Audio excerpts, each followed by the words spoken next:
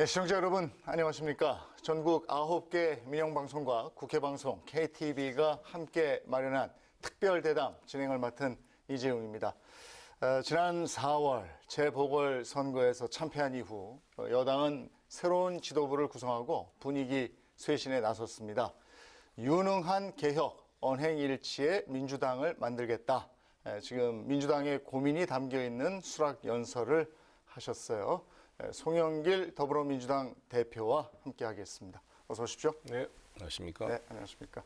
함께 얘기 나눌 분입니다. 부산 경남방송 KNN 구형모 기자와 함께합니다. 어서 오십시오. 안녕하십니까. 네. 지난 5월 2일에 당선이 되셨습니다.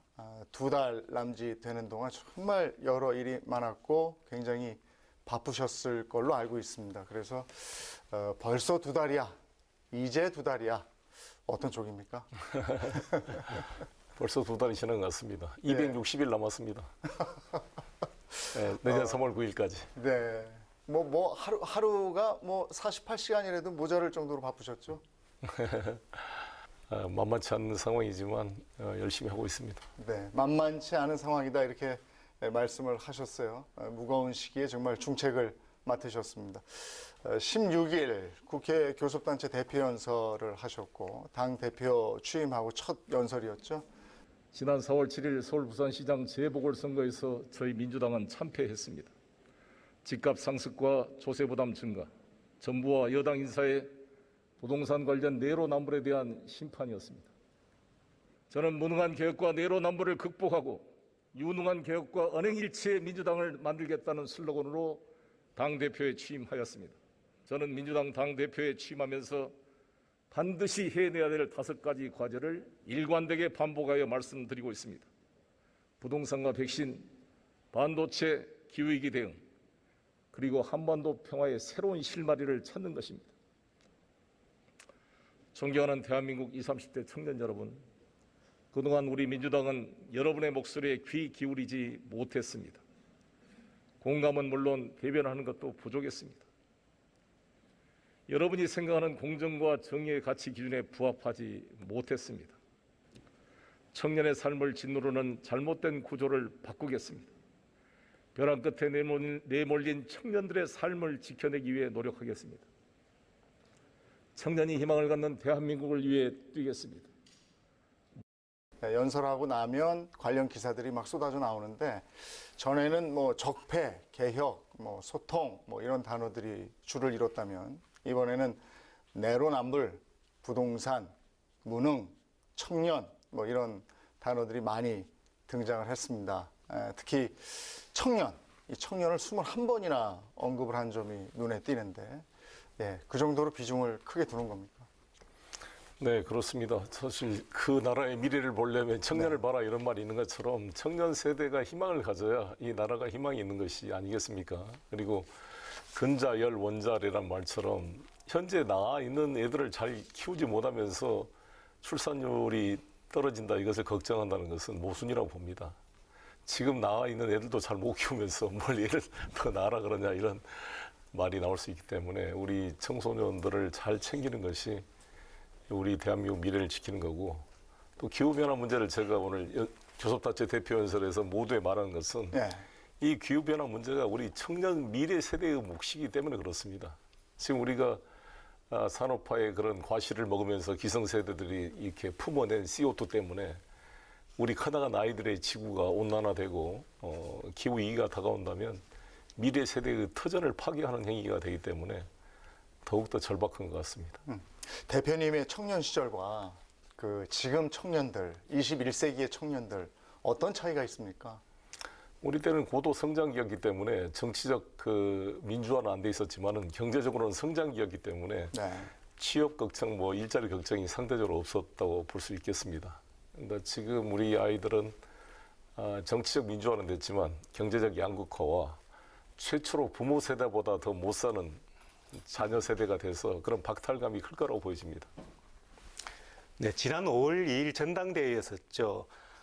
송 대표님께서는 친문 핵심으로 통하는 홍영표 의원을 0.59%포인트라고 하는 아주 근소한 차로 누르고 당선되셨어요. 이를 두고 이번 도전이 당권 도전 그러니까 네 번째 16년 만에 도전이셨는데 아무래도 감회가 좀 남다르겠습니다.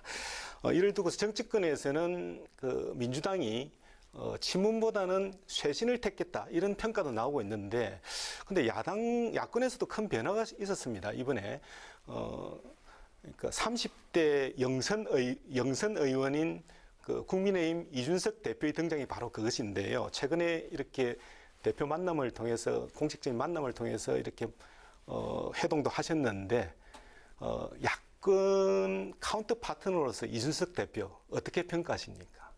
저는 뭐 진짜 전폭 환영이고 잘 된 것 같습니다. 축하를 드렸고요. 이준석 대표는 단순히 젊어서 된 것이 아니라 네. 스스로 탄핵의 강을 넘은 용기를 보여줬고, 또 5.18 민주화 운동에 대한 편견 없는 확실한 수용, 이런 것들이 상당히 좀 달라 보였습니다. 그중에 수구 꼴통 이미지를 보였던 국민의힘의 모습을 전환시키는 데 기여했다고 보여지고요. 또 하나 그런 세대교체의 면과 그런 이념적인 탄핵의 감을 넘어서는 그런 게 있었다고 보여지고, 마지막으로는 이 야권 지지자들이 전략적 선택을 했다. 그러니까 정권 교체를 위해서는 30대 청년을 당대표로 세울 만큼 절박한 어떤 전략적 필요가 느껴졌습니다. 그에 비해서 저 같은 경우는 더 어렵게 당선된 거죠. 왜냐하면 주류 세력들이 저를 밀지 않았고 비주류가 됐는데, 윤보선 민주당 구파, 장면 신파 간의 대립 이래로 구파의 후계자인 김영삼 상도동, 신파의 후계자인 김대중 동교동 간의 대립, 그리고 친노 친문에 이르기까지 우리 민주당의 양대 계보가 아닌 제3의 세력이 풀뿌리 당원을 가지고 당선된 경우는 송영길이 처음이라 그럽니다. 그런 의미가 있다고 봅니다. 그래서 민주당이든 국민의힘이든 서로 변화를 선택했다. 그래서 저는 진심으로 이준석 체제 등장을 환영했고, 둘이 언제 식사 한번 하기로 했습니다. 처음 봤을 때 느낌은 어떠셨습니까? 대표가 원래- 된 이후에 봤을 때. 누구? 대표가 이준석 이준석 대표가 대표님. 되고 대표들끼리의 첫 만남이었어요. 뭐 원래 생각한 것처럼 좋았습니다. 이렇게 대화가 되고, 특히 둘이 합의했던 것은 억까하지 말자, 억지로 까지 말자. 뭐 양당에서야 뭐 대변인, 뭐 최고위원들끼리 뭐 말꼬리 잡고 그런 게 있겠지만, 저거 우리 당 대표끼리는 억지로 까지 말고 상호 존중하면서 그 내용을 보고 토론을 하자. 개혁과 반성, 남의 잘못을 지적하면서 자기 잘못을 합리화시키지 말고 우리 서로가 자기를 돌이켜 보면서 개혁과 혁신 경쟁을 통해 국민께 봉사하는 정치를 해보자, 이렇게 이야기했습니다. 사실 그동안 20대 청년 이러면 진보, 민주당 이렇게 돼 있었잖아요. 근데 요즘은 그게 깨졌다는 생각도 드는데 왜 그럴까요? 뭐든지 한때의 진보가 계속 진보일 수는 없잖아요. 구르지 않는 돌은 이끼가 끄는 것처럼 한때 역사의 진보가 또 역사에 또 오히려 발목을 잡는 세력으로 전환될 수가 있기 때문에 항상 그것은 변화 발전해 가는 것이라고 보여집니다. 그래서 저희가 이준석 등장을 통해 우리 민주당이 보다 쇄신할 수 있는 자극과 그 계기가 된다고 보여집니다. 그리고 20대 청년들이 뭐 국민의힘 지지한 것도 저는 뭐 긍정적인 것이고요. 서로 나누어 지지해야지 어느 한쪽으로 일방적으로 되는 건 좋지 않다. 특히 이준석 대표가 광주와 호남 지역을 자주 찾는 것은 저는 좋게 보이더라고요. 우리 동네를 침범해? 이걸 막자, 이런 개념보다는 어느 이런 제1야당 집권 여당이 어느 특정 지역을 배제하고 포기하는 정당이 돼서는 국민 통합에 좋지 않다. 그래서 저는 우리 국민의힘이 우리 호남 지역에 많이 애정을 쏟는 것에 대해서 저는 전폭 환영하고, 저 역시 이 부산 명예 시민 그리고 부울경과 이 대구 경북에 대해서 애정을 가지고 열심히 뛰고 있습니다. 20대 청년들의 지지층의 변화 뭐 이런 것에 위기감을 느끼시는 거죠? 위기감보다는 오히려 긍정적 계기다. 서로 혁신해 가는 것이다, 이렇게 예. 봅니다. 변화. 뭘 이게 독점하는 게 아니기 때문에 예. 대신 저게 이미지만의 변화가 아니라 내용상 변화가 필요하다. 그저께 김기현 원내 교섭단체 대표 연설을 들으면서 좀 마음이 답답했습니다. 완전히 비아냥거리고 그냥 뭐 저희들을 아프게 지적한 것도 있었습니다만, 같은 지적이라도 저렇게 막 그 가십성 언어를 써서 이렇게 상대방을 악마하고 비난하는 것이 과연 그 새로운 정치일까 이런 생각이 들고 이준석 대표의 마인드와는 정 다르다. 이준석 대표의 길이 험난하겠다 이런 생각이 들었습니다. 저는 교섭단체 대표 연설 40분 동안 하면서 시간도 딱 지켰지만 단 한 번도 야당을 비아냥거리나 비판한 게 없었다고 생각합니다. 그 당대표 취임하면서 5가지 과제를 발표하셨습니다. 그중에서 이제 역시 첫 번째로 거론하는 것이 부동산인데 이 부분에서 핵심은 뭔가요? 부동산의 핵심은 공급 대책이라고 보여집니다. 저희들이 205만 호 공급 대책, 이사 대책에 83만 원을 포함해서 이걸 발표했는데 이 공급에 그게 추가해서 제가 누구나지 프로젝트의 10,000호 이상을 시범 사업으로 지금 추진하겠다 발표를 했습니다. 저희 민주당 부동산 특위가. 그래서 이런 공급 대책이 차질 없이 진행되도록 함으로써 수요를 분산시켜서 집값 안정을 이뤄낸 게 중요하다고 보여집니다. 집값의 16%를 내면 일단 그 집을 살 수 있는 거고 거기서 10년 거주하면 분양가로 내 집이 되는 거고 이런 거잖아요. 그렇습니다. 글쎄 근데 사업성이 이제 참여하는 민간 업체에서는 사업성 검토를 할 텐데 많이 참여할까 이런 부분이 또 관심이 가거든요. 지금 누구나지 프로젝트에 대해서 말씀하신 대로 집값의 10%를 내면은 언제든지 이제 10년 임대차 기간이 종료된 이후에 최초의 분양 가격으로 살 권리를 줍니다. 예. 그 10% 아니고 6%만 내면 그냥 살 수가 있는 거죠. 집에 살 수 있으면서 집값 상승분을 5대5로 이렇게 나눠줍니다. 그러니까 아무튼 들으면은 무슨 꿈 같은 소리냐 이렇게 말할 수가 네. 있겠죠. 보통 집값이 오르면 집 주인이 전세금을 올리거나 월세를 올리는데 우리 민주당의 누구나지 프로젝트는 집값이 오르면 그 오른 가격을 임대인과 임차인이 반반씩 나눠 갖는 사회적 나눔 시스템을 만들었습니다. 예. 이게 아무튼 혁명적인 것인데 그러면 이제 그 반론이 2가지가 있습니다. 하나는 그렇게 집값을 나눠주고 시세 차익을 제로로 만드는데 무슨 이익이 있다고 민간 사업자가 참여하겠는가? 1번. 2번은 집값이 떨어지면 어쩔래? 네. 2가지인데요. 첫 번째는 이 누구나지 프로젝트의 임대 사업자는 임대료에 의존하거나 시세 차익에 의존해서 수익을 내지 않습니다. 이런 플랫폼 경제를 통해 여러 가지 이 협력적 소비를 통해서 이익을 창출해낼 수 있는 아이디어를 가지고 있습니다. 케이터링부터 시작해서 텔레콤이라든지 여러 가지 이 카쇼링과 이런 걸 통해서 플랫폼을 통한 집단적 소비로 이익을 창출할 수가 있습니다. 그걸 보여줬기 때문에 네. 이미 지금 미단시티에 1058세대가 건설 중에 있고요. 진행이 되고 있습니다. 이것은 허그에나 국가 세금이 하나도 들어가지 않고 하나금융투자가 2,400억 공사비를 PF를 해줘서 되고 있어요. 그러니까 이 누구나 집이 혁명적인 것은 국민 세금이 안 들어간다는 거예요. 그리고 항상 우리 진보 정권이 자주 말하는 게 뭐 보수 정권도 마찬가지입니다만 공공임대주택을 대량으로 지어서 서민주택 문제를 해결하자 이렇게 이야기합니다. 네. 근데 그것은 저는 필요하지만 이걸로 모든 걸 해결할 수 없다. 왜냐하면 나부터도 공공임대주택 살라 그러면 살고 싶겠어요.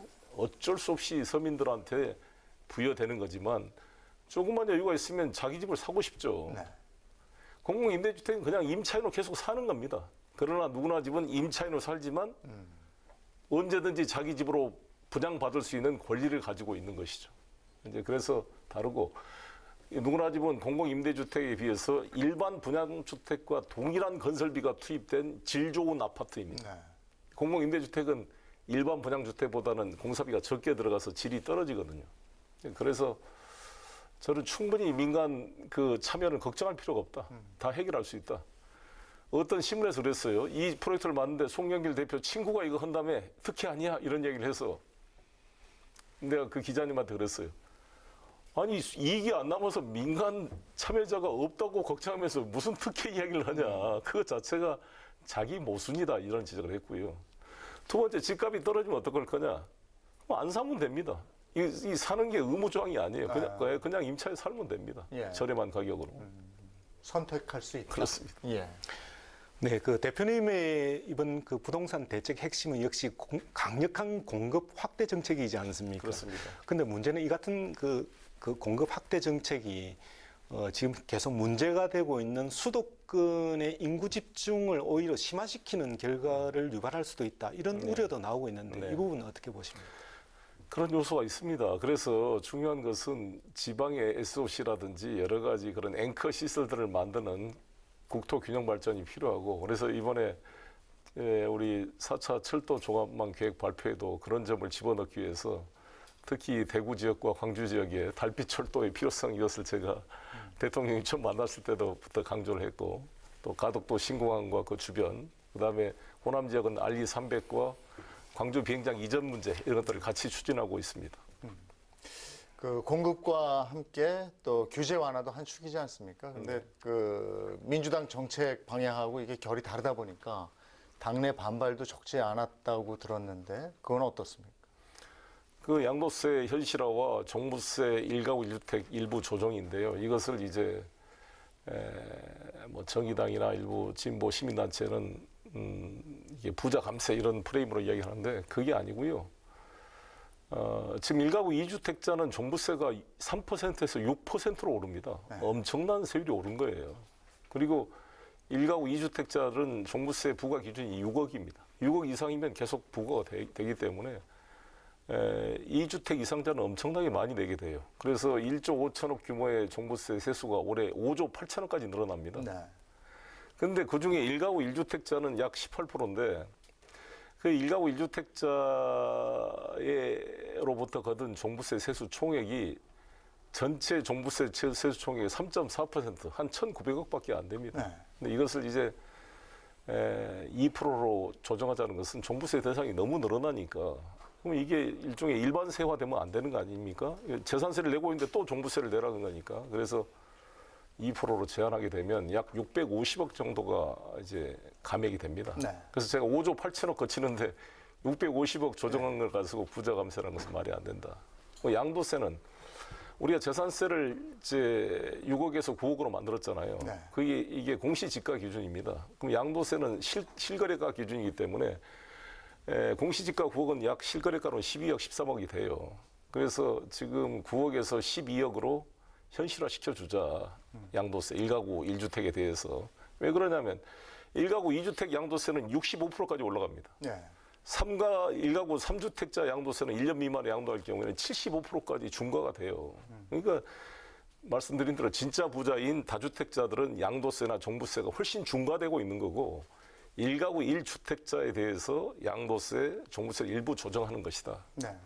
이렇게 말씀드리고 있습니다. 당내 이견이 있던 분들도 어느 정도 이제 공감을 하는 분위기입니까?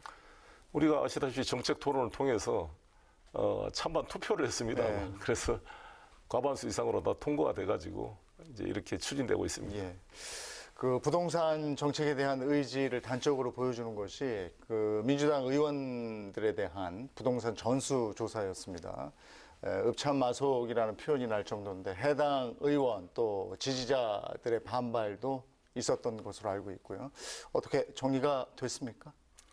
뭐 하루아침에 되지는 않지만 12분의 의원님들이 사실 너무 마음이 아프죠. 제가 보더라도 너무 경미한 사안도 있고 오늘 양이원영 의원님이 그 탈당 공고를 통해 제명 조치를 오늘 했는데 그분은 어머니에 관한 사안이고 어떤 기획부동산에 좀 사기당한 피해자이기도 한데 그런 것도 있고 윤재갑 의원님도 뭐 부인이 하는 10평짜리 주말농장 산 걸 가지고 농지법 위반으로 넘어온 것도 있고 뭐 우상호 의원은 다 알려진 것처럼 어머니 묘소 헌가를 가지고 그렇고 그래서 이게 저는 경찰에 가면 다 밝혀질 텐데 단지 저희가 이것을 극약 처분을 한 이유는 무죄 추정의 원칙에도 맞지 않고 지금 경찰 조사나 검찰 조사가 끝난 것도 아닌데 국민권익위에서 약간 의혹이 있다고 정리된 것에 불과함에도 불구하고 탈당이라는 극약 조치를 한 이유는 워낙 우리 국민들께서 불신이 심하고 또 내로남불 이런 이미지 때문에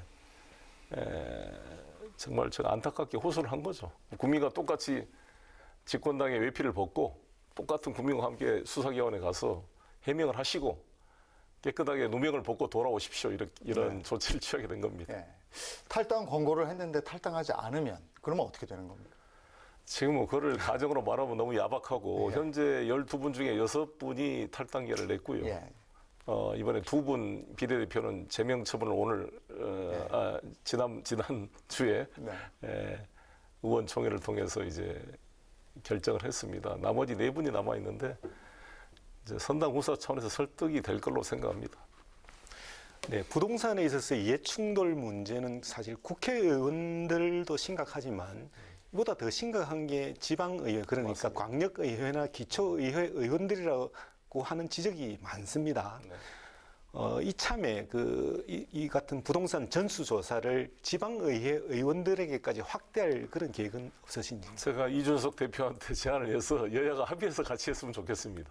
이걸 또 먼저 하고 그러면 이거 또 논란이 되고 그래서 지금 이제 국민의힘에서 하도 여론이 이렇게 되니까 네.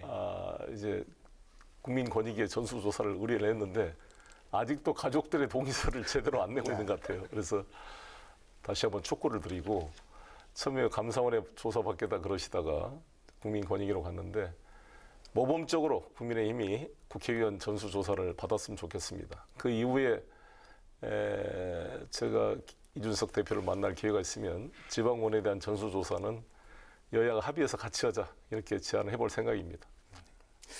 이번에는 지지율 얘기를 좀 해볼까요? 최근에 국민의힘 지지율이 오름세인데 최근 지지율 추이 어떻게 보고 계십니까? 네, 아무래도 국민의힘이 이제 이준석 효과를 통해 그렇게 오르고 있다고 생각합니다. 저희들도 지지율은 계속 등락을 하는 거기 때문에 많은 국민들께서 송영길 당대표 체제를 보고 변화에 대한 희망을 가졌다 그럽니다. 그런 전화를 많이 받습니다. 민주당이 뭔가 달라지는 것 같네. 완전히 만족스럽지는 않지만 뭔가 좀 쳐다보기도 싫다가 다시 이제 돌이켜보는 분위기가 만들어졌다고 생각합니다. 그래서 저는 양질 전환이라는 이야기를 하는데 양이 일정 정도 축적되면 질적인 전환이 일어난 것처럼 우리 민주당이 이렇게 국민의 눈높이에 다가가고 하나 이렇게 변화된 모습이 축적되면 저는 이제 지지가 다시 회복되는 기회가 다가올 거다 이렇게 생각합니다.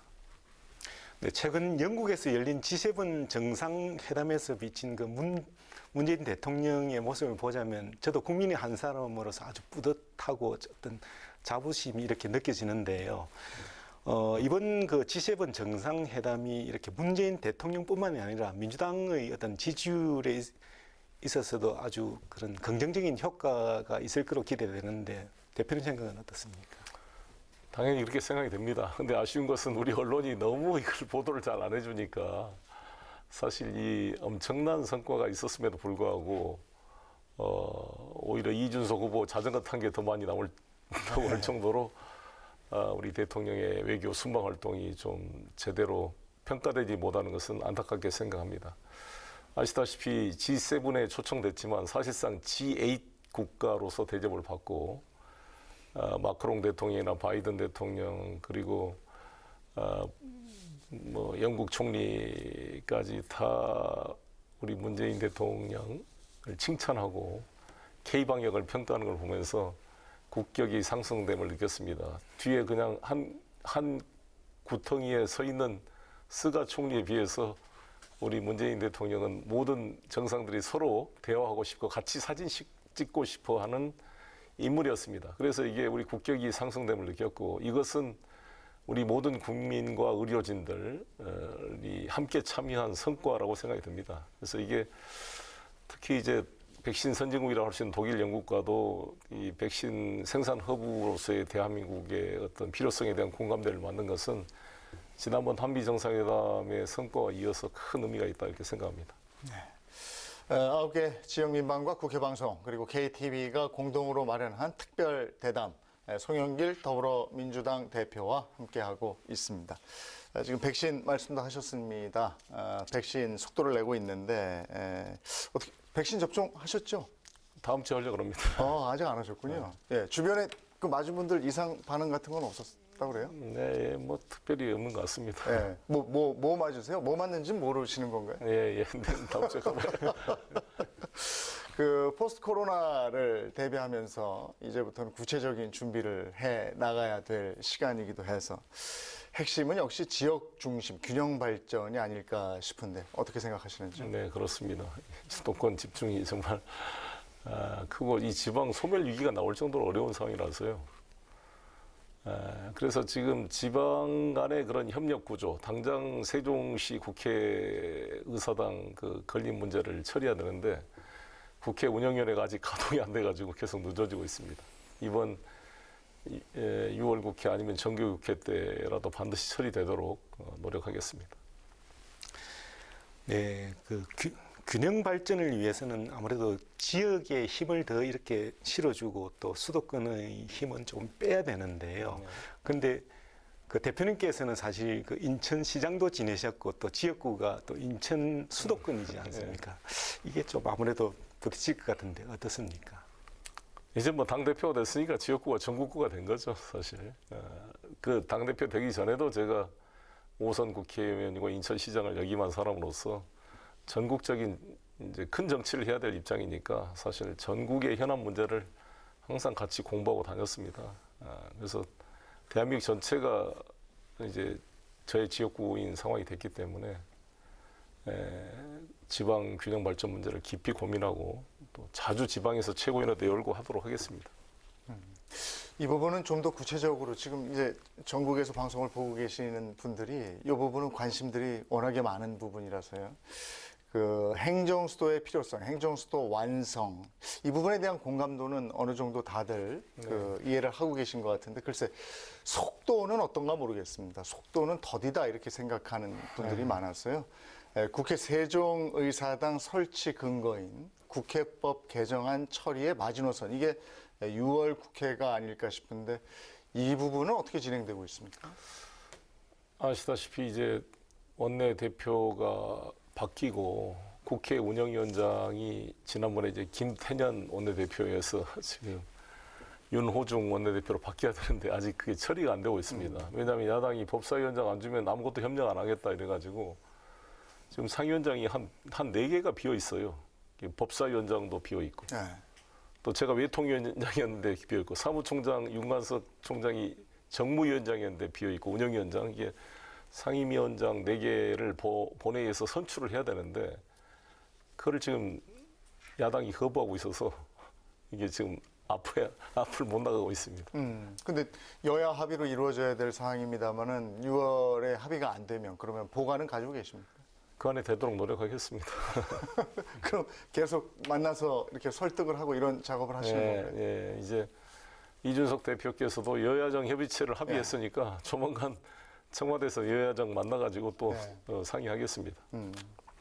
그 대전을 비롯해서 그 대표님 지역구죠 인천, 뭐 충북, 대구, 강원 뭐 이렇게 전국 12개 시도가 K-바이오랩 허브 유치에 뛰어들고 있는데 정부 공모 사업은 지방 분권하고 균형 발전이라는 목표가 있었는데 과열 경쟁에 따른 지자체 간 갈등 또 정치적인 결정에 좌우된다 이런 비판이 많았거든요. 개선이 필요하다 이런 지적인데 어떤 방식이 적합하다고 보십니까? 글쎄요, 아무튼 제가 말씀드린 건 제가 어느 지역에 편든 게 없습니다. 저는 워낙 또 뭐 대전, 인천, 뭐 전남, 광주 다 이게 참여를 하고 있어서 제가 관여할 수는 없고 이게 이제 두 가지 필요가 다 있겠죠. 산업상의 그런 필요와 지방 균형 발전의 필요를 어떻게 잘 조화할 것인가의 문제입니다. 근데 한 예를 들면 이제 LG 필립스를 파주에 만들 때 사실 LG는 구미가 경상북도 구미가 고향 아니었습니까? 근데 구미에서 반대를 많이 했죠. 근데 LG 필립스가 인력 공급이나 이것이 아니면 파주했다 아니면 자기들은 중국이든 외국으로 나가겠다 그래가지고 그때 노무현 대통령 때였습니다. 손학규 경기도지사, 김진표 경제부총리, 노무현 대통령 세 분이 그걸 풀어가지고 수도권 뭐 규제 일부 뭐 특례 조항을 만들고 뭐 공장 총량제 이런 걸 막 뚫어서 LG 필립스를 파주에 유치한 바 있거든요. 네. 참 이게 고민되더라고. 이게 이제 만약에 수도권이 아니면 외국으로 가겠다는 것은 지방으로 올 수 있는 게 아니기 때문에 뭐라도 좀 잡아야 될 필요가 있거든요. 네. 그런 것과 또 지방 균형 발전 이 문제가 어떻게 조화하는가가 참 지혜가 필요할 것 같습니다. 기업의 필요도 또 조율을 해야 되니까 그런 부분에 어려움이 또 있네요. 그렇습니다. 그래서 이제 우리가 세제 특혜 같은 걸 주는데 그 효과를 충청도가 많이 혜택을 받죠, 사실.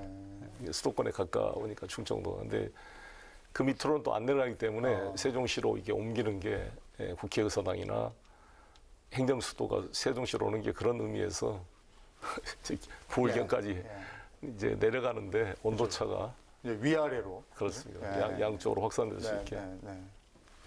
네, 지난 2월 말 임시국회에서였는데요. 가덕신공항 특별법이 국회를 통과했지 않습니까? 네. 대표님께서는 사실 그 인천국제공항이 있는 인천을 지역구로 두고 계시지만 가덕신공항 전도사로 이렇게 통할 정도로 가덕신공항에 대해서 아주 전폭적인 찬성 입장을 보이고 계신데 가덕신공항이 왜 중요하다고 생각하시는 건지요? 일단은 우리 김해공항이 포화 상태에 빠져 있고 또 저녁 11시부터 6시까지 7시간 동안은 야간 통행 금지로 소음 피해 때문에 이렇게 승객이 비행기가 올 수가 없어요. 그러니까 병목 현상도 발생하고 부울경 주민들이 해외여행 가려면 하루를 꼬박 더 소비해야 되는 불이익을 받고 있습니다. 그런 이제 승객뿐만 아니라 저는 더 주목을 했던 게 이제 물류 문제인데 항공 물류가 뒷받침돼야 부울경이 첨단 경제로 갈 수가 있습니다. 우리 인천국제공항 덕분에 셀트리온이나 삼성바이오로직스가 큰 혜택을 보고 있거든요. 근데 그런 것처럼 부울경이 기계, 조선, 원전 이런 중후 장대형 산업에서 뭔가 고부가치 산업으로 AI 산업이나 바이오 이런 첨단 산업으로 가려면 그것을 뒷받침한 항공 물류가 필요한데 김해공항은 한 뭐 16만 톤, 뭐 20만 톤이 채 안 됐어요. 근데 이거를 김해공항을 그 V자로 8조를 추가로 놓게 되면 그만큼 여유 공간이 없어져서 한 6만 3천 톤 규모로 동네 공항 수준으로 줄어든다는 거예요. 근데 지금 인천국제공항은 화물 처리 용량이 500만 톤입니다. 네. 이번에 4차 단계 되면 600만 톤 이상 증가합니다. 최근 언론을 보시면 아시겠지만 공항에 화물 수요가 엄청나게 폭발해가지고 이 코로나 때문에 여객 수요는 줄어들었지만 화물 수요로 공항이나 대한항공 이런 데가 수익이 남는다 할 정도로 이 항공 화물이 늘고 있습니다. 네. 그래서 저는 이게 가덕도 공항으로 하면 60만 톤 정도 규모가 나옵니다. 화물 처리 용량이. 그래서 부울경 산업을 첨단으로 견인하는데 필수적인 시설이다 이렇게 생각합니다. 한전공대 얘기도 해볼까요? 한전공대는 뭐 문재인 대통령의 공약이기도 합니다만 한전공대 설립에 굉장히 적극적이시잖아요. 네. 이유가 있습니다. 네, 아무래도 한전이 이제 전라도 나주 혁신 도시에 있기 때문에 그쪽이 이제 RE 300 그래가지고 재생에너지 단지로 지금 뜨고 있습니다. 그리고 전라도 신안 근방에 한 8.2기가와트 정도 규모로 해상 풍력이 지금 추진되고 있기 때문에 이것은 세계 최대 규모의 집적 단지로 할 수가 있습니다. 네. 그래서 이러한 이제 해상 8기가가 넘는 해상 풍력 발전소가 만들어지려면 100m가 넘는 이 철 기둥이 1000개 이상 필요하고요. 그게 이 날개라고 할 수 있는 블레이드하고 여러 가지 그런 이제 그걸 가동하는 그런 다 기관이 필요할 거 아니겠습니까? 근데 이제 그런 것들에 대한 산업 수요가 엄청나게 큰 거죠. 그래서 이런 걸 하려면 제대로 된 에너지 분야 전문가 수요가 폭발적으로 필요할 것입니다. 네. 그래서 특히 재생에너지 같은 경우는 ESS라 그래서 전기 저장 장치라든지 또 전류를 전압을 통해 이렇게 그리드를 연결하는 기술이나 수많은 에너지 관련 이 전문가가 필요하게 될 것입니다. 그런 면에서 산학 협력이 이루어질 수 있는 아주 적재적소가 나주 혁신 도시가 아닌가. 네. 그래서 한전 에너지 공대는 여러 가지 의미가 있다고 생각합니다. 지금도 에너지 말씀을 하셨습니다만은 국회에서 5가지 강조한 것 중에 에너지 쪽이 있지 않습니까? 근데 그 에너지에서 원자력의 필요성을 언급하셨단 말이에요. 근데 이 부분이 정부의 탈원전 기조하고 다른 흐름이라서 이건 어떻게 받아들이고 있는지. 우리 문재인 정부도 탈원전이라는 말 안 씁니다. 사실 이제 에너지 전환이라는 게 맞고요. 왜 탈원전이라는 게 논리적으로 맞지 않느냐면 원전이 상당 기간 유지됩니다. 문재인 정부에서 공론화위원회를 통해서 건설을 하기로 합의한 신고리 5, 6호기가 현재 건설 중에 있습니다. 아마 내년, 전내년 되면 완공이 될 거예요. 완공이 되면 이 신고리 5, 6호기가 가동되기 시작하면 최소한 40년, 연장하면 80년이 60년 이상 그 유지됩니다. 그러면 내년에 완성되더라도 2082년까지 원전이 존속하는 거죠. 그런데 우리가 탈탄소, 탄소 중립화는 2050년에 하기로 했잖아요. 네. 그러니까 그때도 원전이 유지되는 겁니다. 그래서 탈탄소와 탈원전을 하자면 탈탄소가 더 우선 개념이기 때문에 에너지 믹스 정책이 일정 기간 불가피하다 이렇게 보는 거고요. 그래서 제가 이 원전을 포기하게 되면 전 세계 원전 시장을 중국, 러시아가 장악하게 됩니다. 그래서 나중에 이게 핵 확산까지 돼서 문제가 돼요. 연결되면. 그래서 우리 서방 민주주의 국가인 미국과 한국이 전략적으로 협력해서 중러가 지배하는 세계 원전 시장에 대해서 견제할 필요가 있다. 이런 제안을 제가 문재인 대통령님 그 청와대 첫 지도부 회동 때 말씀을 드렸고 그게 잘 수용이 돼서 한미 원자력 이번에 정상회담에 합의가 이루어진 것은 의미가 있다고 생각합니다. 네, 대표님께서는 당대표 경선을 하면서 여러 가지 지역 공약도 내셨는데요. 근데 강원도는 분단 국가 내에서도 그 행정기구인 도가 이렇게 분단된 세계 유일한 지역이라고 합니다. 네. 아마 그래서 강원평화특별자치도 설치를 공약으로 내세운 것 같은데 어떤 해법 마련하고 계신지 들어보고 싶습니다. 지방이 분단된 것은 강원도하고 우리 인천의 저기 옹진군입니다. 옹진군도 북해도 옹진이 있고 두 개가 분열되어 있는데 그래서 접경 지역에 관한 그 법도 돼 있고 사실 박정원이 주장하는 파주의 그 평화통일특구 그 안도 있고 또 이번에 허영원이 발의한 법안이 이제 평화특별자치도를 강원도 만들자는 것인데 이게 급물살을 타려면 남북관계가 다시 복원돼야 된다고 봅니다. 제가 당대표로서 제시했던 5가지 부동산, 백신, 반도체, 기후변화 마지막에 한 번 더 평화과정의 실마리를 찾는 것인데 이걸 찾기 위해 제가 다음 달에 미국 방문도 계획하고 있고요. 이게 좀 다시 좀 복원이 돼서 이게 급물살이 탈 수 있도록 분위기를 만들겠습니다. 네. 지역 방문하실 때 네. 택시 타고 다니시는 걸로 유명하잖아요. 네, 뭐 제가 택시 기사 출신입니다. 아, 그 이유입니까? 네, 뭐 택시 기사님들한테 민심도 듣고요. 예. 또 제가 토요일, 뭐 일요일 아침 일찍이면 네. 우리 비서님들 나오라기가 미안해요. 제가 밤늦게까지 막 돌아다니는데 네. 막 우리 수행 비서들이 잠이 부족해서 피곤해한 거 보면 마음이 아픕니다. 그래서 제가 아침 일찍 갈 때는 예. 푹 자라 그러고 그냥 택시 타고 올 때가 예. 많습니다. 그러면 기사님들이 주로 어떤 얘기를 해주십니까? 뭐 반갑다는 얘기하고 그러죠. 뭐 날카롭게 지적을 한다든지 뭐 이런 분들도 계십니까? 그렇죠. 제가 또 택시 출신이다 보니까 많이 공감대가 있습니다. 예. 그때 택시 하실 때하고 지금 요즘 택시하고는 많이 좀 변화가 있습니까? 타보시니까? 별로 변화가 없죠. 택시 기사들의 수입이 뻔하니까. 네. 이제 택시 기사는 이제 언제든지 일을 해서 조금이나마 수입이 생길 수 있는 그런 장점은 있는데 예. 택시 운전도 해보면 너무 힘듭니다, 사실. 예. 그 이제 선거 치를 때 특히 민심을 많이 듣는 장소가 되기도 하겠어요. 그렇습니다. 예. 왜냐하면 이제 20대 대통령 선거가 250여일 남았습니다. 그러니까 정확히 얘기하면 내년 2022년 3월 9일인가 그렇죠. 네. 예. 이제 그 대선을 이끌어야 하는 무거운 책임을 지고 있는데 남은 기간 가장 중요하다고 생각하는 건 뭔지 이것도 한번 여쭙고 싶네요. 저희들은 집권당의 후보니까 저희들은 이미지와 바람이 아니라 실력과 성과로 승부를 내야 된다고 봅니다. 저희 문재인 정부가 어려움도 있지만 이 부동산 문제를 잘 풀어간다면 경제 성장도 좋거든요. 그리고 이제 집단 면역이 되면 우리 여러 가지 자영업자들도 이제 매출도 다시 늘어나게 될 거고 또 저희들이 전 국민 재난 지원금도 준비하고 있고 그래서 많이 풀려갈 수 있지 않을까. 뭐 정치적으로는 뭔가 우리가 변화되고 내로남불, 언행일치 이런 구조를 좀 뚫어내고 그래서 실력과 내용, 비전으로 저희는 승부해야 된다 이렇게 생각을 합니다. 그래서 하나하나 저희들 쌓아가면 우리 국민들께서 봤을 때 그럴 것 같아요. 항상 민주당 한 2번씩 해줬잖아요. 10년씩 이렇게. 네. 그것도 있고 지금 우리 국회가 21대 국회가 저희 민주당이 지금 174석에서 12번이 빠져가지고 이제 좀 160대로 내려왔습니다만 그래도 과반수 정당을 가진 정당인데 이게 앞으로 한 3년이 남았어요.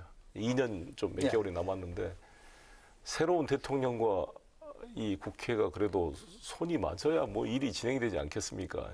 근데 이게 만약에 뒤틀려 버리면 차가 그냥 한쪽은 엑셀터 받고 한쪽은 브레이크 받는 것처럼 오도 가도 못하게 국정이 꼬일 수가 있다고 봅니다. 그런 면에서 저희 이번 대선은 후보와 후보 캠프의 대선이 아니라 우리 민주당이 함께하는 명실상부한 책임 정당 정치로서 민주당 정권을 만들어야 된다 이렇게 생각하고 있습니다. 시선을 당 바깥으로 돌려보면 아무래도 대선 후보들 가운데 지지율 1위를 달리고 있는 윤석열 전 검찰총장이 관심이 가지 않을 수가 없을 것 같습니다. 근데 최근 그 윤석열 총장에 대해서 엑스파일 문제가 이렇게 대두됐지 않습니까? 근데 이 문제에 대해서는 사실 대표님께서 여러 가지 그 윤 총장에 대한 의혹들을 지금 모아가고 계시다. 이런 말씀이 어쩌면 또 계기가 됐을 것도 같은데, 지금 대표님께서는 과연 윤 총장에 대해서 어떻게 생각하고 계신지 한번 들어보고 싶습니다. 저는 뭐 엑스파일이라는 말을 한 적은 없고요. 제가 계속 인터뷰에 말씀드렸지만 원론적으로 검증 자료를 보고 있다. 그건 여야를 불문하고 당연한 거라고 보여지고, 저는 윤석열 후보님이 진짜 정치를 하려면 페이스북부터 하십시오. 이렇게 난 충고하고 싶습니다. 아니 요새 같은 세상에 미국 대통령도 트위터, 페이스북을 다 하는데, 아니 트위터, 페이스북도 안 하면서 어떻게 국민과 소통을 하고 뭐 대변인 하나 정해서 전원 정치를 한다는 것은 저는 전근대적이다. 무슨 뭐 봉건시대 정치도 아니고 이게 21세기에 이런 소통을 한다는 것은 저는 국민에 대한 예의가 아니다고 생각합니다. 그래서 빨리 자신을 투명하게 자신의 메시지를 국민에게 전하고 또 국민의 의견을 듣는 그런 자세로 전환을 해야 된다 생각이 들고요. 내부 뭐 파일이나 엑스파일 문제는 내부에서 검증이 될 거다. 야당 내부에서. 그러지 않겠습니까? 뭐 7월 2일 날 윤석열 그 장모님 판결이 나옵니다. 1심 판결이. 그 판결이 나오게 되면 좀 평가가 되지 않을까 싶습니다. 아무튼 대선을 앞두고 정치 시계가 빨라지고 있다는 것은 확실해 보이고요. 오늘 송영길 민주당 대표 모시고 여러 가지 얘기를 들어봤는데, 글쎄요, 기왕이 나와주셨으니까 대표님이 지향하시는 정치는 어떤 것인지 그 얘기도 듣고 싶은데요. 정치는 우리 국가 공동체가 어떻게 나아갈 것인지 이제 의사결정을 하는 프로세스이기도 합니다. 그래서 우리 정치가 우리 대한민국 전체 국가적 과제, 인류 문명의 전체적 과제에 대해서 비전과 방향을 제시하는 그런 걸로 발전했으면 좋겠어요. 그래서 참 동네에서 싸우는 그런 정치가 아니라 국가의 이익을 대변하고 국민을 대변해서 세계적인 경쟁 속에서 살아남는 그런 글로벌한 정치가 됐으면 좋겠고요. 제가 외교통일위원회 위원장 출신이라서 모두기도 하지만 저는 우리 대한민국이 생존의 방향은 외교 국방에 있다고 봅니다. 그래서 저는 어떤 외교 문제를 제대로 다룰 수 있는 그런 정권이 만들어져야 된다 이런 생각을 가지고 있고요. 전국적으로는 우리 남북 관계는 우리 민족의 생존의 그런 활로기 때문에 우리 헌법이 또 저희한테 명령하고 있는 것이 평화통일이고 그래서 이 민족과 한반도 분단의 문제를 해결할 수 있는 대안을 제시하는 정치가 돼야 된다 이렇게 생각합니다. 근데 다들 열심히 하시는 것 같은데 대한민국 정치인들이 그럼에도 불구하고 국민들이 정치를 얘기할 때, 대한민국의 정치를 얘기할 때 비판하는 이유는, 근본적인 이유는 뭔 것 같습니까? 왜 그러냐면 정치하는 대로 모든 불만이 모이게 돼 있습니다. 정치는 간과 같습니다. 모든 독소나 이런 것들이 이 간으로 와가지고 해소가 되는 거잖아요. 네. 만약 국회에 와서 막 싸우고 이러지 않으면 거리에서 싸울 거 아닙니까? 국회를 없애버리자. 그러면 총통제처럼 북한처럼 뭐 일당 독재로 가든지 아니면 히틀러가 했던 것처럼 국회를 해산시키고 총통이 입법 기능까지 갖는 조직이 되면 조용은 하겠지만 속으로 골마가지고 터지게 돼 있습니다. 그래서 저는 정치가 인기를 갖기가 쉽지 않는 게 하여튼 모든 안 좋은 거는 국회로 다 와서 여기서 막 치고받고 싸우고 타협하고 해야 되는 거 아니겠어요? 닭으로 말하면 모래주머니 같은 거고 우리 이제 간과 같은 기능인데 그래도 우리 정치인의 책임이 크죠. 이걸 얼마나 이거를 이제 하더라도 벌거벗은 그냥 생으로 싸우는 게 아니라 품격 있게 상대방과 타협을 하면서 그걸 조정하는 정치력을 보여주느냐가 중요하다고 생각이 듭니다.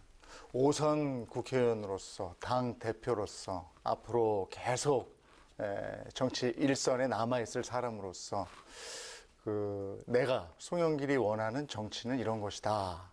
그건 뭘까요? 아까 말씀드린 대로 정치라는 것은 타협의 예술이고 가능성의 예술이라고 보여집니다. 옛날엔 총칼로 싸우던 것을 말로 싸우는 거고 또 상대방을 부정하는 것이 아니라 존재를 인정하고 타협해서 결과를 만들어내는 예술이기 때문에 정치는 불가능을 가능으로 만드는 것이고 비스마르크가 말한 대로 역사 속에 사라져가는 신의 옷자락을 잡아채서 기회를 놓치지 않고 활로를 뚫어나가는 것이다 이렇게 생각합니다. 구영문 기자도 1시간 동안 함께해 주셨는데 더 하실 얘기가 있으면 좀 해주시면 좋겠네요. 네, 저도 이번 기회에 한번 대통령제 개헌 문제를 한번 여쭤보고 싶습니다. 최근 당내에서 이렇게 5년 단임제로 되어 있는 대통령제를 1년 줄여서 4년 중임제로 바꿔서 오는 2032년이죠. 그러니까 대통령과 국회의원을 동시에 뽑자라는 그런 제안이 이렇게 제기됐는데요. 대표님께서는 대통령제 개헌 문제 어떻게 보십니까? 지금 단임제도 좀 기형적인 것이죠. 중임제로 가는 게 원론적으로 맞다고 생각하는데 저는 중임제 그것도 중요하지만 가장 중요한 것은 책임 총리제라고 봅니다. 우리나라는 대통령 책임제라고 그러지만은 어떻게 보면 대통령이 국회에 와서 책임을 지는 게 아니잖아요. 국회 출석도 하는 것도 아니고 국회의원의 질문에 대답하는 것도 아닙니다. 그래서 혹자는 대통령 무책임제다 이런 말도 합니다. 대통령은 1년에 시정연설을 할 때 한번 국회에 와서 발언하고 가는 거잖아요. 나는 국무총리가 국회에 와서 답변할 때마다 무슨 느낌이 들었냐. 대독총리, 장식총리 이런 생각이 들고 꼭 흥부 생각이 나요. 돈 받고 대신 맞아주는 사람. 막 두들겨 맞는 거잖아요. 야당. 근데 과연 총리가 국정의 총괄 책임 정도의 권리가 좀 부족하잖아요. 실제로. 그래서 저는 우리나라의 헌법상 총리가 국무위원에 대한 임명 제청권을 행사하도록 되어 있습니다. 근데 그게 지킨 적이 거의 한 번도 없을 겁니다. 총리와 국무위원을 동시에 임명 발표하고 사실상 헌법 위반 상태가 보수 진보를 넘어서 지금 관례화되어 있습니다.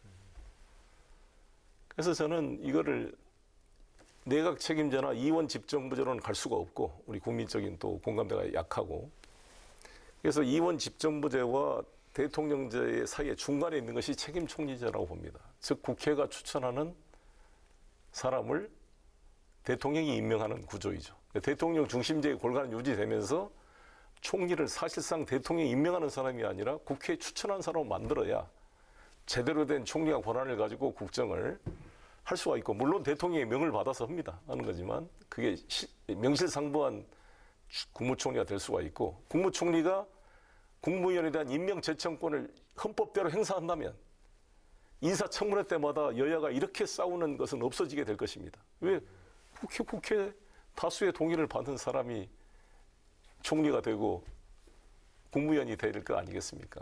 훨씬 행정부와 입법부 관계가 협력적으로 발전해 갈 것이다 이렇게 생각합니다. 네. 요즘 정말 바쁘신데 오늘 이렇게 함께 자리해 주셔서 대단히 고맙습니다. 그리고 구영모 기자도 오늘 수고 많이 해주셨습니다. 9개 지역 민방과 국회방송 KTV가 함께 마련한 특별 대담 오늘은 송영길 더불어민주당 대표와 함께 했습니다. 저는 다음 시간 인사드리겠습니다. 함께해 주신 시청자 여러분 고맙습니다.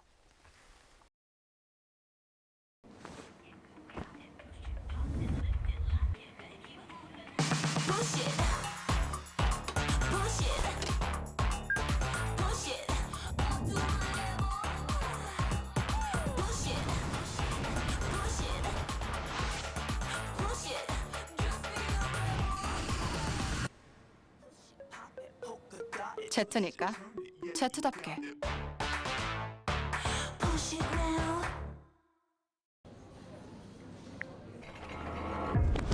어떤 게 후회되지 노라. 사랑한다고 말 못한 거. 인생의 두 번째 기회를 잡아.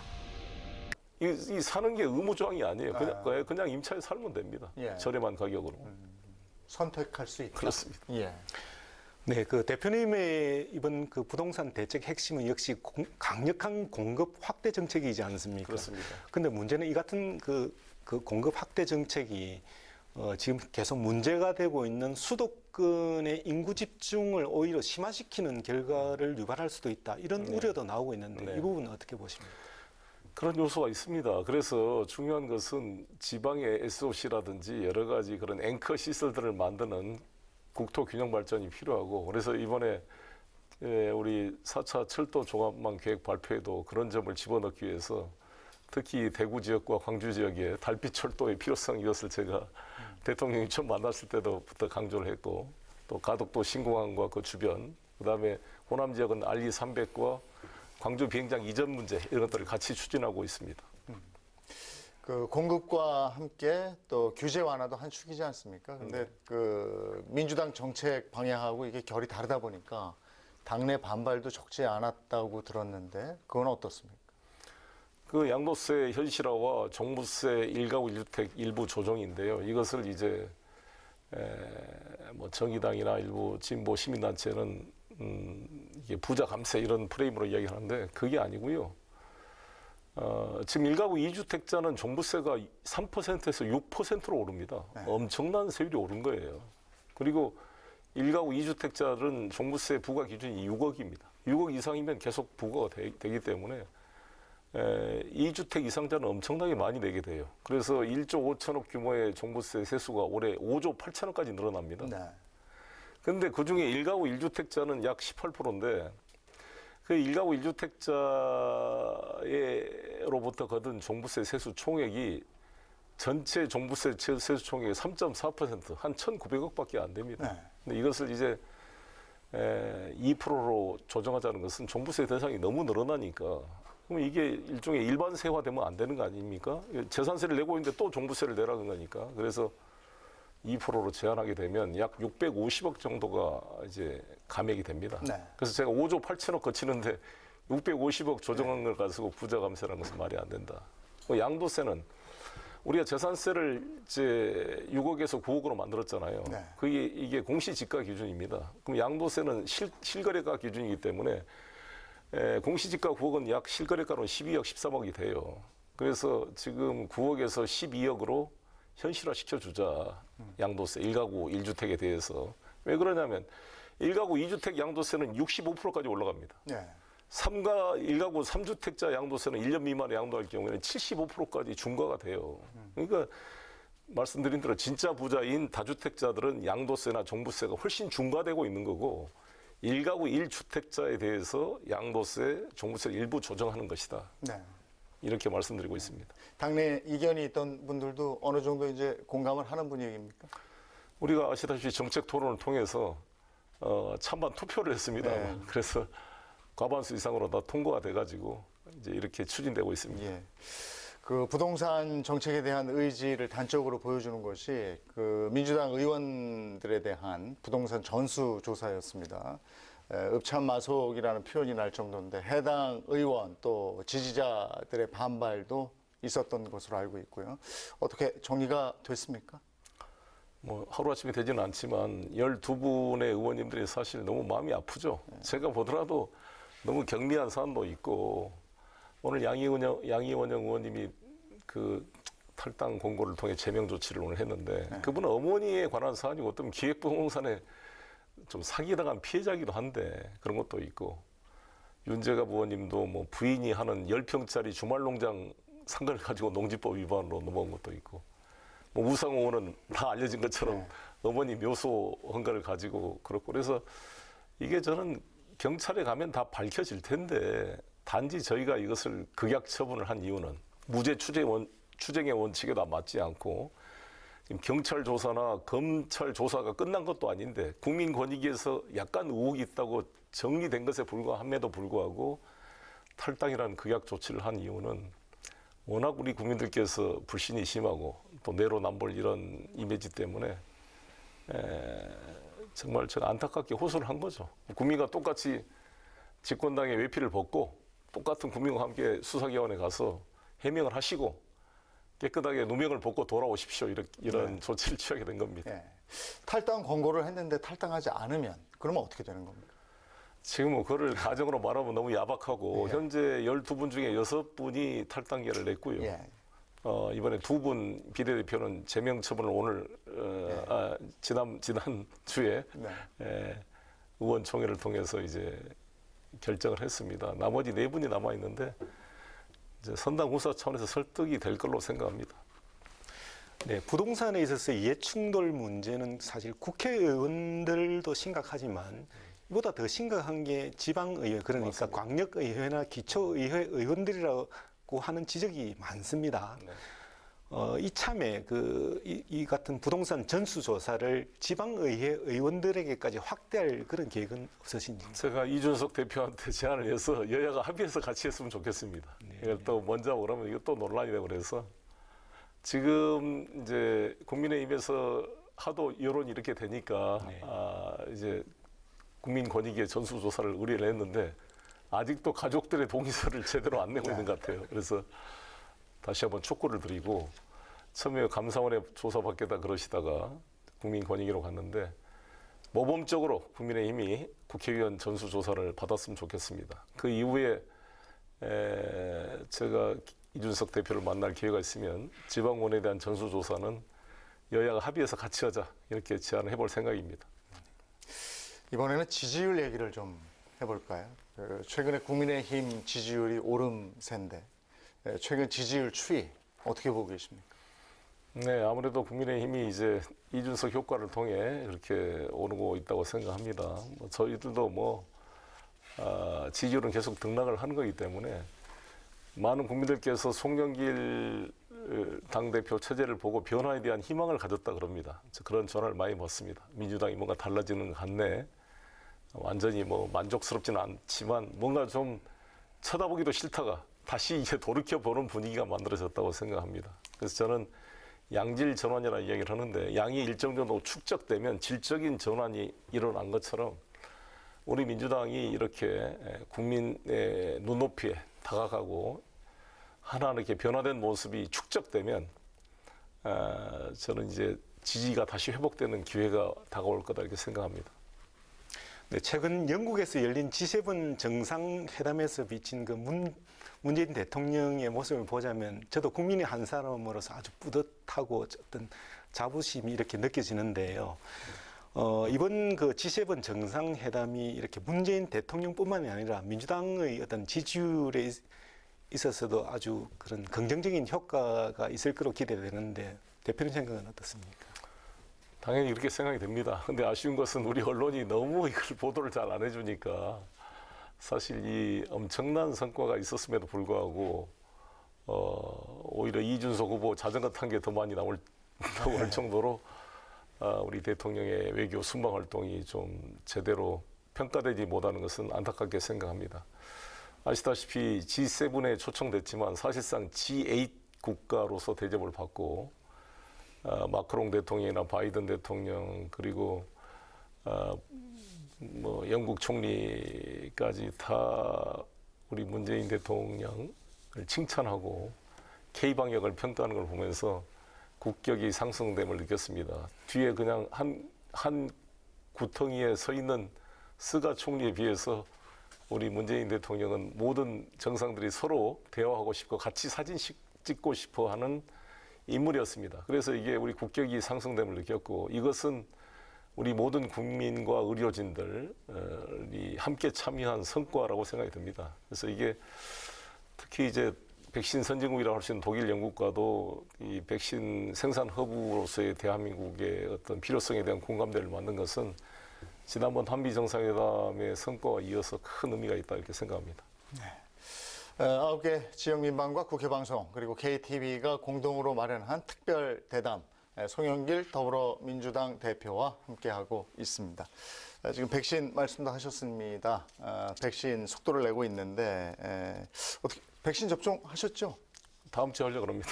아직 안 하셨군요. 네, 주변에 그 맞은 분들 이상 반응 같은 건 없었다고 그래요? 네, 특별히 없는 것 같습니다. 네, 뭐 맞으세요? 뭐 맞는지 모르시는 건가요? 예, 다음 주에 가봐요. 그 포스트 코로나를 대비하면서 이제부터는 구체적인 준비를 해 나가야 될 시간이기도 해서 핵심은 역시 지역 중심 균형 발전이 아닐까 싶은데 어떻게 생각하시는지? 네, 그렇습니다. 수도권 집중이 정말 크고 이 지방 소멸 위기가 나올 정도로 어려운 상황이라서요. 그래서 지금 지방 간의 그런 협력 구조, 당장 세종시 국회의사당 그 건립 문제를 처리해야 되는데 국회 운영위원회가 아직 가동이 안 돼가지고 계속 늦어지고 있습니다. 이번 6월 국회 아니면 정기 국회 때라도 반드시 처리되도록 노력하겠습니다. 네, 그 균형 발전을 위해서는 아무래도 지역의 힘을 더 이렇게 실어주고 또 수도권의 힘은 조금 빼야 되는데요. 그런데 그 대표님께서는 사실 그 인천시장도 지내셨고 또 지역구가 또 인천 수도권이지 않습니까? 이게 좀 아무래도 부딪힐 것 같은데 어떻습니까? 이제 뭐 당대표가 됐으니까 지역구가 전국구가 된 거죠, 사실.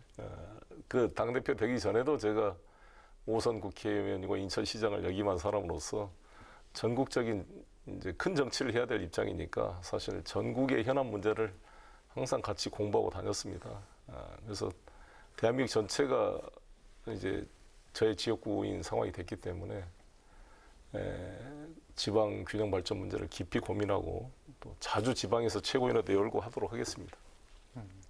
이 부분은 좀 더 구체적으로 지금 이제 전국에서 방송을 보고 계시는 분들이 이 부분은 관심들이 워낙에 많은 부분이라서요. 그 행정수도의 필요성, 행정수도 완성 이 부분에 대한 공감도는 어느 정도 다들 그 이해를 하고 계신 것 같은데 글쎄 속도는 어떤가 모르겠습니다. 속도는 더디다 이렇게 생각하는 분들이 많았어요. 국회 세종의사당 설치 근거인 국회법 개정안 처리의 마지노선 이게 6월 국회가 아닐까 싶은데 이 부분은 어떻게 진행되고 있습니까? 아시다시피 이제 원내 대표가 바뀌고 국회 운영위원장이 지난번에 이제 김태년 원내대표에서 지금 윤호중 원내대표로 바뀌어야 되는데 아직 그게 처리가 안 되고 있습니다. 왜냐하면 야당이 법사위원장 안 주면 아무것도 협력 안 하겠다 이래가지고 지금 상위원장이 한 4개가 비어 있어요. 법사위원장도 비어 있고 네. 또 제가 외통위원장이었는데 비어 있고 사무총장 윤관석 총장이 정무위원장이었는데 비어 있고 운영위원장 이게 상임위원장 4개를 본회의에서 선출을 해야 되는데 그걸 지금 야당이 거부하고 있어서 이게 지금 앞을 못 나가고 있습니다. 근데 여야 합의로 이루어져야 될 사항입니다만은 6월에 합의가 안 되면 그러면 보관은 가지고 계십니까? 그 안에 되도록 노력하겠습니다. 그럼 계속 만나서 이렇게 설득을 하고 이런 작업을 하시는 건가요? 예, 이제 이준석 대표께서도 여야정 협의체를 합의했으니까 조만간 청와대에서 여야정 만나가지고 또 상의하겠습니다. 그 대전을 비롯해서 그 대표님 지역구죠 인천, 뭐 충북, 대구, 강원 뭐 이렇게 전국 12개 시도가 K-바이오랩 허브 유치에 뛰어들고 있는데 정부 공모 사업은 지방 분권하고 균형 발전이라는 목표가 있었는데 과열 경쟁에 따른 지자체 간 갈등 또 정치적인 결정에 좌우된다 이런 비판이 많았거든요. 개선이 필요하다 이런 지적인데 어떤 방식이 적합하다고 보십니까? 글쎄요, 아무튼 제가 말씀드린 건 제가 어느 지역에 편든 게 없습니다. 저는 워낙 또 뭐 대전, 인천, 뭐 전남, 광주 다 이게 참여를 하고 있어서 제가 관여할 수는 없고 이게 이제 두 가지 필요가 다 있겠죠. 산업상의 그런 필요와 지방 균형 발전의 필요를 어떻게 잘 조화할 것인가의 문제입니다. 근데 한 예를 들면 이제 LG 필립스를 파주에 만들 때 사실 LG는 구미가 경상북도 구미가 고향 아니었습니까? 근데 구미에서 반대를 많이 했죠. 근데 LG 필립스가 인력 공급이나 이것이 아니면 파주했다 아니면 자기들은 중국이든 외국으로 나가겠다 그래가지고 그때 노무현 대통령 때였습니다. 손학규 경기도지사, 김진표 경제부총리, 노무현 대통령 세 분이 그걸 풀어가지고 수도권 뭐 규제 일부 뭐 특례 조항을 만들고 뭐 공장 총량제 이런 걸 막 뚫어서 LG 필립스를 파주에 유치한 바 있거든요. 네. 참 이게 고민되더라고. 이게 이제 만약에 수도권이 아니면 외국으로 가겠다는 것은 지방으로 올 수 있는 게 아니기 때문에 뭐라도 좀 잡아야 될 필요가 있거든요. 네. 그런 것과 또 지방 균형 발전 이 문제가 어떻게 조화하는가가 참 지혜가 필요할 것 같습니다. 기업의 필요도 또 조율을 해야 되니까 그런 부분에 어려움이 또 있네요. 그렇습니다. 그래서 이제 우리가 세제 특혜 같은 걸 주는데 그 효과를 충청도가 많이 혜택을 받죠, 사실. 네. 수도권에 가까우니까 충청도. 근데 그 밑으로는 또 안 내려가기 때문에 세종시로 이게 옮기는 게 국회의사당이나 행정수도가 세종시로 오는 게 그런 의미에서 부울경까지 이제 내려가는데 온도차가 이제 위아래로. 그렇습니다. 네. 양쪽으로 확산될 수 네, 있게. 네, 네. 네, 지난 2월 말 임시국회에서였는데요. 가덕신공항 특별법이 국회를 통과했지 않습니까? 네.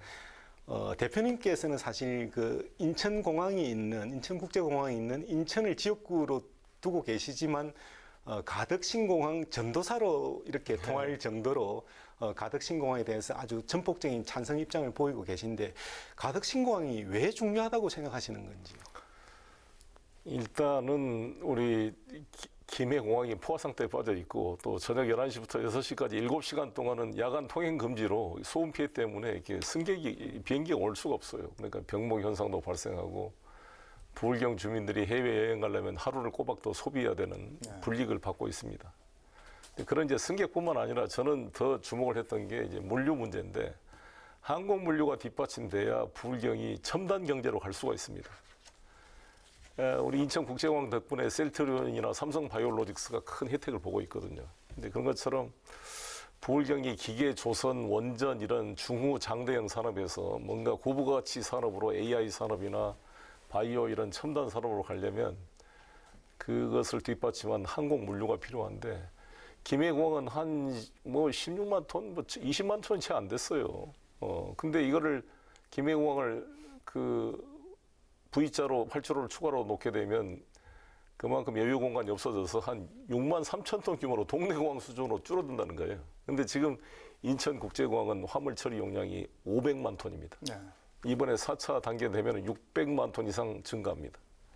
최근 언론을 보시면 아시겠지만 공항에 화물 수요가 엄청나게 폭발해가지고 이 코로나 때문에 여객 수요는 줄어들었지만 화물 수요로 공항이나 대한항공 이런 데가 수익이 남는다 할 정도로 이 항공 화물이 늘고 있습니다. 네. 그래서 저는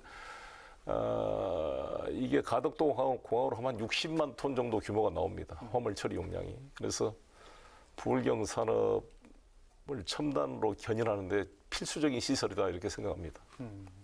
한전공대 얘기도 해볼까요? 한전공대는 뭐 문재인 대통령의 공약이기도 합니다만 한전공대 설립에 굉장히 적극적이시잖아요. 네. 이유가 있습니다. 네, 아무래도 한전이 이제 전라도 나주 혁신 도시에 있기 때문에 그쪽이 이제 RE300 그래가지고 재생에너지 단지로 지금 뜨고 있습니다.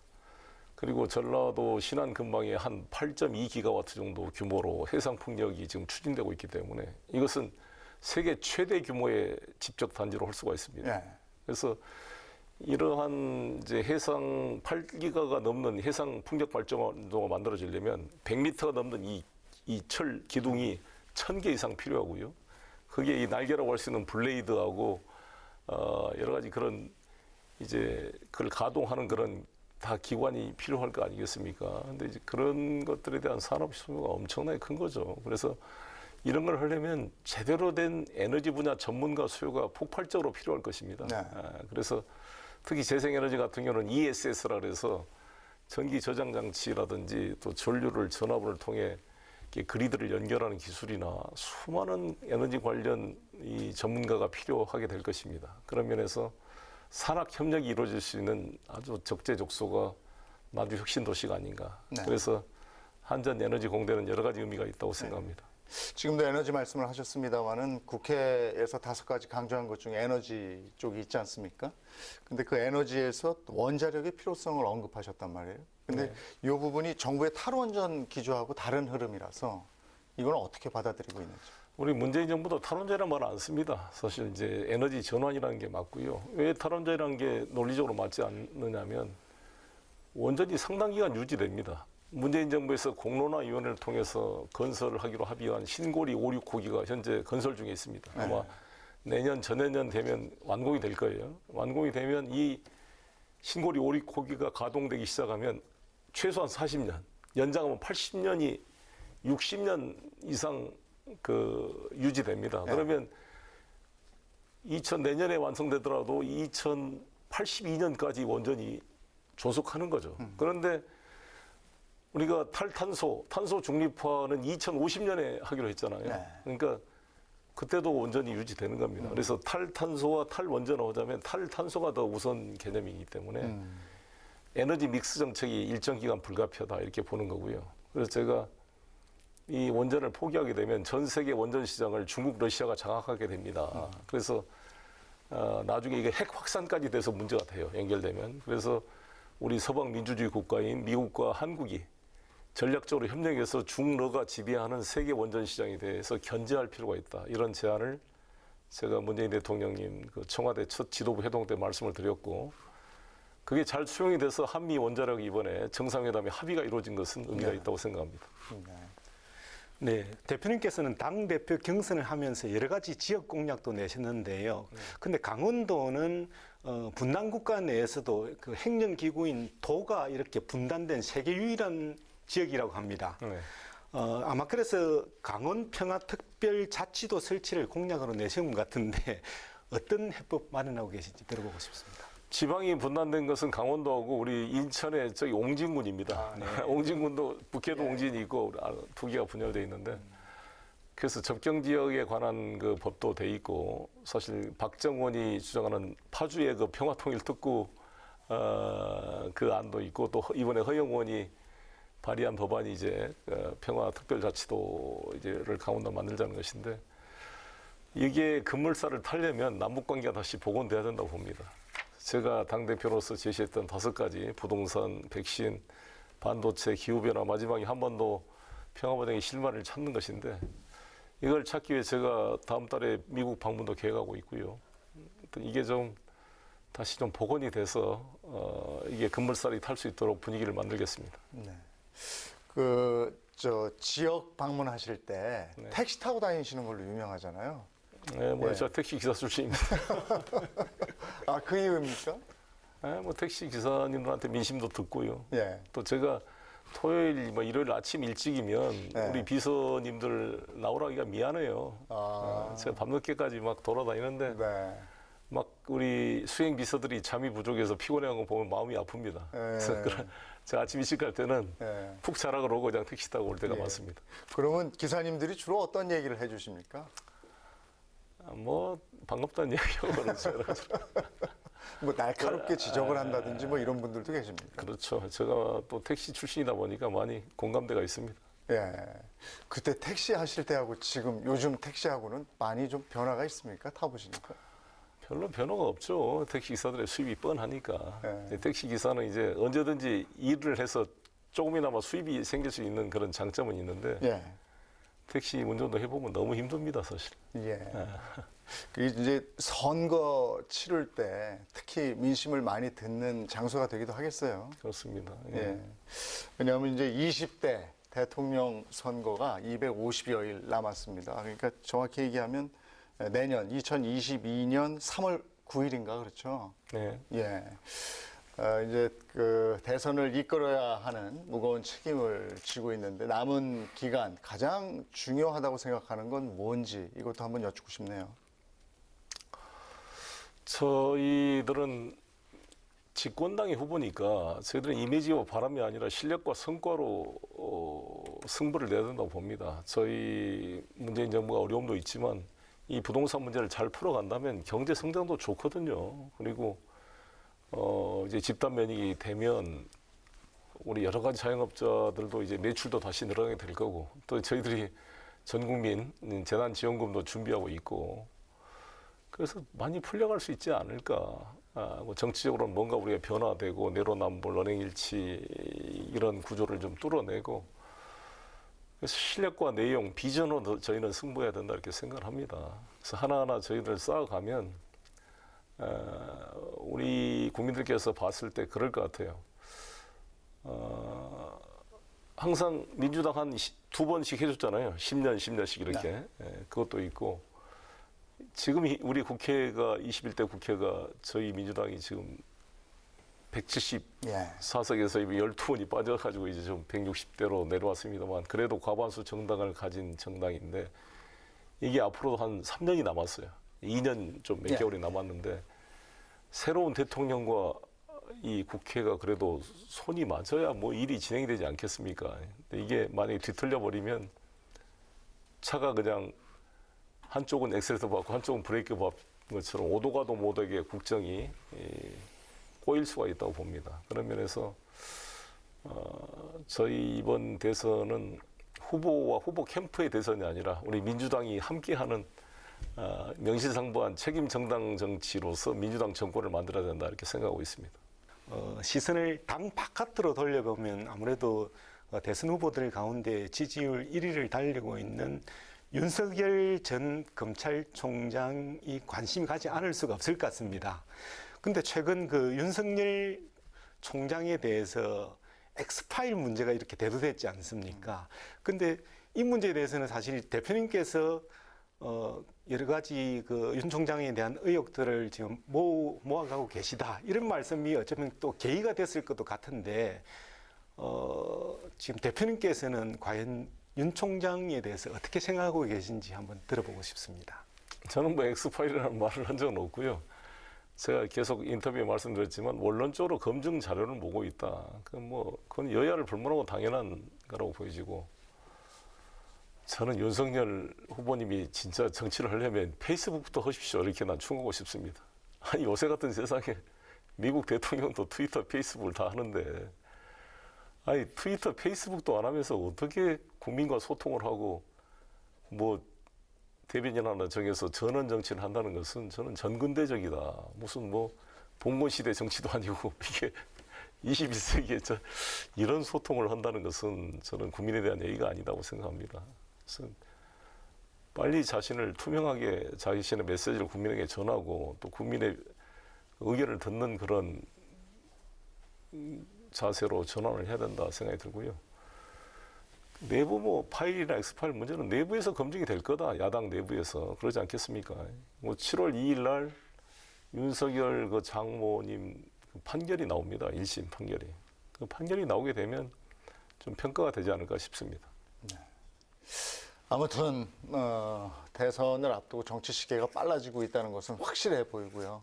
오늘 송영길 민주당 대표 모시고 여러 가지 얘기를 들어봤는데, 글쎄요, 기왕이 나와주셨으니까 대표님이 지향하시는 정치는 어떤 것인지 그 얘기도 듣고 싶은데요. 정치는 우리 국가 공동체가 어떻게 나아갈 것인지 이제 의사결정을 하는 프로세스이기도 합니다. 그래서 우리 정치가 우리 대한민국 전체 국가적 과제, 인류 문명의 전체적 과제에 대해서 비전과 방향을 제시하는 그런 걸로 발전했으면 좋겠어요. 그래서 단 동네에서 싸우는 그런 정치가 아니라 국가의 이익을 대변하고 국민을 대변해서 세계적인 경쟁 속에서 살아남는 그런 글로벌한 정치가 됐으면 좋겠고요. 제가 외교통일위원회 위원장 출신이라서 못오기도 하지만 저는 우리 대한민국이 생존의 방향은 외교 국방에 있다고 봅니다. 그래서 저는 어떤 외교 문제를 제대로 다룰 수 있는 그런 정권이 만들어져야 된다 이런 생각을 가지고 있고요. 전국적으로는 우리 남북 관계는 우리 민족의 생존의 그런 활로기 때문에 우리 헌법이 또 저희한테 명령하고 있는 것이 평화통일이고 그래서 이 민족과 한반도 분단의 문제를 해결할 수 있는 대안을 제시하는 정치가 돼야 된다 이렇게 생각합니다. 근데 다들 열심히 하시는 것 같은데 대한민국 정치인들이 그럼에도 불구하고 국민들이 정치를 얘기할 때, 대한민국의 정치를 얘기할 때 비판하는 이유는, 근본적인 이유는 뭔 것 같습니까? 왜 그러냐면 정치하는 대로 모든 불만이 모이게 돼 있습니다. 정치는 간과 같습니다. 모든 독소나 이런 것들이 이 간으로 와가지고 해소가 되는 거잖아요. 네. 만약 국회에 와서 막 싸우고 이러지 않으면 거리에서 싸울 거 아닙니까?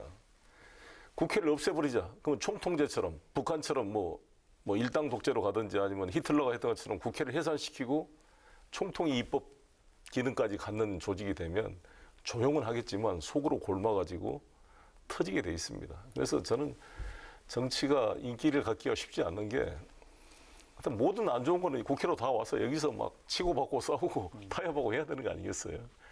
닭으로 말하면 모래주머니 같은 거고 우리 이제 간과 같은 기능인데 그래도 우리 정치인의 책임이 크죠. 이걸 얼마나 이거를 이제 하더라도 벌거벗은 그냥 생으로 싸우는 게 아니라 품격 있게 상대방과 타협을 하면서 그걸 조정하는 정치력을 보여주느냐가 중요하다고 생각이 듭니다. 5선 국회의원으로서 당 대표로서 앞으로 계속 정치 일선에 남아있을 사람으로서 내가 송영길이 원하는 정치는 이런 것이다. 그건 뭘까요? 아까 말씀드린 대로 정치라는 것은 타협의 예술이고 가능성의 예술이라고 보여집니다. 옛날엔 총칼로 싸우던 것을 말로 싸우는 거고 또 상대방을 부정하는 것이 아니라 존재를 인정하고 타협해서 결과를 만들어내는 예술이기 때문에 정치는 불가능을 가능으로 만드는 것이고 비스마르크가 말한 대로 역사 속에 사라져가는 신의 옷자락을 잡아채서 기회를 놓치지 않고 활로를 뚫어나가는 것이다 이렇게 생각합니다. 구영문 기자도 1시간 동안 함께해 주셨는데 더 하실 얘기가 있으면 좀 해주시면 좋겠네요. 네, 저도 이번 기회에 한번 대통령제 개헌 문제를 한번 여쭤보고 싶습니다. 최근 당내에서 이렇게 5년 단임제로 되어 있는 대통령제를 1년 줄여서 4년 중임제로 바꿔서 오는 2032년이죠. 그러니까 대통령과 국회의원을 동시에 뽑자라는 그런 제안이 이렇게 제기됐는데요. 대표님께서는 대통령제 개헌 문제 어떻게 보십니까? 지금 단임제도 좀 기형적인 것이죠. 중임제로 가는 게 원론적으로 맞다고 생각하는데 저는 중임제 그것도 중요하지만 가장 중요한 것은 책임 총리제라고 봅니다. 우리나라는 대통령 책임제라고 그러지만은 어떻게 보면 대통령이 국회에 와서 책임을 지는 게 아니잖아요. 국회 출석도 하는 것도 아니고 국회의원의 질문에 대답하는 것도 아닙니다. 그래서 혹자는 대통령 무책임제다 이런 말도 합니다. 대통령은 1년에 시정연설을 할 때 한 번 국회에 와서 발언하고 가는 거잖아요. 나는 국무총리가 국회에 와서 답변할 때마다 무슨 느낌이 들었냐. 대독총리, 장식총리 이런 생각이 들고 꼭 흥부 생각이 나요. 돈 받고 대신 맞아주는 사람. 막 두들겨 맞는 거잖아요. 야당. 근데 과연 총리가 국정의 총괄 책임 정도의 권리가 좀 부족하잖아요. 실제로. 그래서 저는 우리나라의 헌법상 총리가 국무위원에 대한 임명 제청권을 행사하도록 되어 있습니다. 근데 그게 지킨 적이 거의 한 번도 없을 겁니다. 총리와 국무위원을 동시에 임명 발표하고 사실상 헌법 위반 상태가 보수 진보를 넘어서 지금 관례화되어 있습니다. 그래서 저는 이거를 내각 책임제나 이원 집정부제로는 갈 수가 없고 우리 국민적인 또 공감대가 약하고 그래서 이원 집정부제와 대통령제 사이에 중간에 있는 것이 책임 총리제라고 봅니다. 즉 국회가 추천하는 사람을 대통령이 임명하는 구조이죠. 대통령 중심제의 골간은 유지되면서 총리를 사실상 대통령이 임명하는 사람이 아니라 국회에 추천한 사람을 만들어야 제대로 된 총리가 권한을 가지고 국정을 할 수가 있고 물론 대통령의 명을 받아서 하는 거지만 그게 명실상부한 국무총리가 될 수가 있고 국무총리가 국무위원에 대한 임명 제청권을 헌법대로 행사한다면 인사청문회 때마다 여야가 이렇게 싸우는 것은 없어지게 될 것입니다. 왜 국회 다수의 동의를 받은 사람이 총리가 되고 국무위원이 될 거 아니겠습니까? 훨씬 행정부와 입법부 관계가 협력적으로 발전해 갈 것이다 이렇게 생각합니다. 네. 요즘 정말 바쁘신데 오늘 이렇게 함께 자리해 주셔서 대단히 고맙습니다. 그리고 구영모 기자도 오늘 수고 많이 해주셨습니다. 9개 지역 민방과 국회방송 KTV가 함께 마련한 특별 대담 오늘은 송영길 더불어민주당 대표와 함께 했습니다. 저는 다음 시간 인사드리겠습니다. 함께해 주신 시청자 여러분 고맙습니다.